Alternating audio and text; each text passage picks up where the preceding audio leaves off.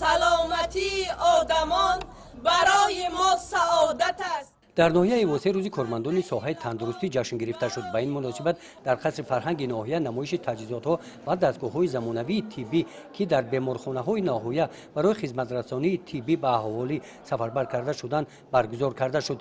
در این نمایش رئیس ناحیه واسه و دیگر مهمانان نمایندگان ریاست تندرستی ولایت ختلان از سطح خدمت رسانی طبی شناس گردیدند.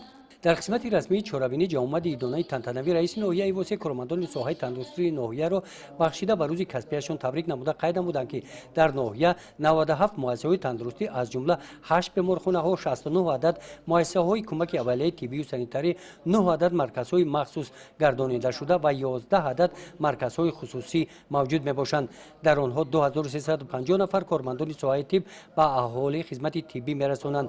رئیس ناحیه واسه در جنبش برآمدشان از نام طبیبان ذکر نمودند که کارمندان ساحه تندرستی در اجرای وظیفه‌شان من بعد نیز صادقانه به اهالی خدمت میرسانند، زیرا که پیشرفت دولت و کشور عزیزمان به سالمی اهالی وابستگی کلان دارد. در این چهاربینی به مناسبت روز کارمندان ساحه طب تبریکات نماینده ریاست تندرستی ولایت ختلان و کارمندان ساحه تندرستی ناحیه واسه به طبیبان رسانیده شدند.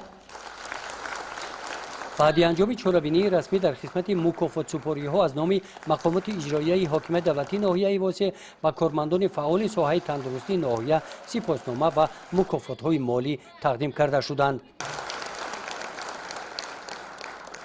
چهاربینی ها بخشیده به روز کارمندان ساحه تندرستی در ناحیه واسه با برنامه کنسرتی جنبش کرده شد. گزارش خواجه نظریف خدای نظر ظهورов از ناحیه واسه برای برنامه اطلاعاتی نوید